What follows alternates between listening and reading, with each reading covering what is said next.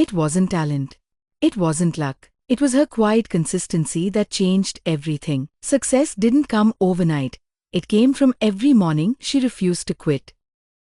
Before the world wakes, Asha is already at her desk. The sky still sleeps, but her purpose doesn't. She writes, one page, one thought, one dream at a time. No audience, no applause, just quiet faith that small steps will one day take her far. Night after night, the lamp burns alone. Her fingers ache, her eyes tire. But she doesn't stop. While others rest, she keeps going. The world sleeps, her dream doesn't.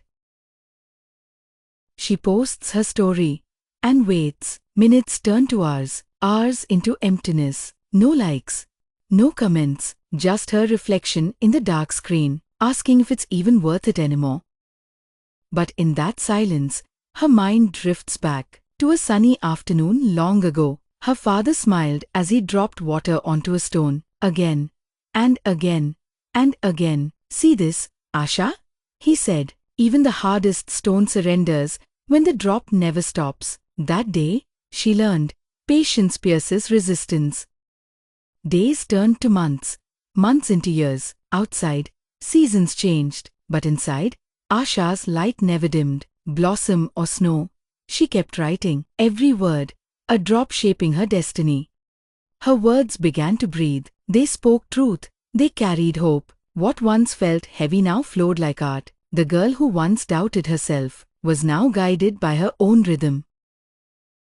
And then, one morning, she looked at her screen. Hundreds of hearts, words of love, gratitude, and connection. The world had finally heard what her soul had been whispering all along. Consistency had found its echo. Years later, she sat beneath bright lights. Asha, the author of Drops That Carved Stone. When they asked her secret, she smiled and said, I wasn't the best. I wasn't the fastest. I just never stopped showing up.